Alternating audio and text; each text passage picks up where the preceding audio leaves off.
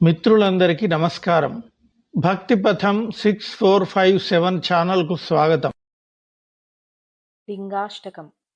బ్రహ్మమురారిసురార్చితలింగం నిర్మలభాసితశోభితలింగం జన్మజదుఃఖవినాశకలింగం తత్ప్రణమామి సదాశివలింగం.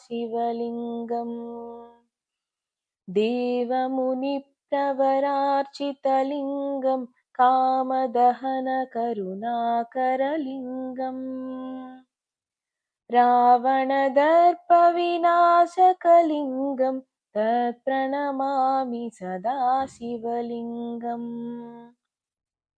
సర్వసుగంధిసులేపితలింగం బుద్ధివివర్ధనకారణలింగం సిద్ధసురాసురవందితలింగం తత్ప్రణమామి సదాశివలింగం.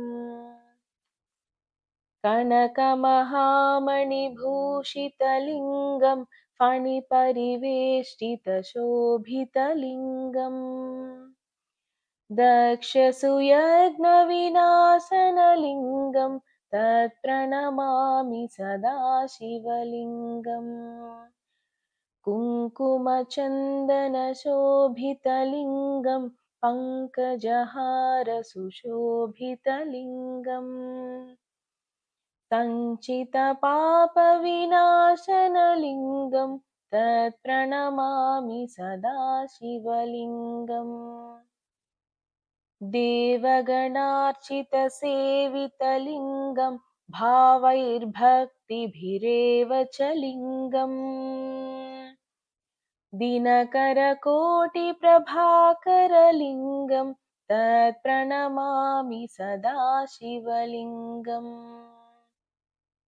అష్టదళోపరివేష్టితలింగం సర్వసముద్భవకారణలింగం అష్టదరిద్రవినాశకలింగం తత్ప్రణమామి సదాశివలింగం.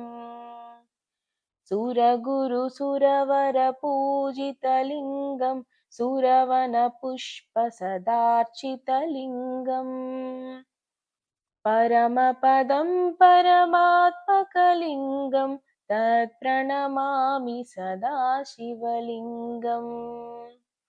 లింగాష్టకమిదం పుణ్యం యః పఠేచ్చివ సన్నిధౌ శివలోకమవాప్నోతి శివేన సహ మోదతే.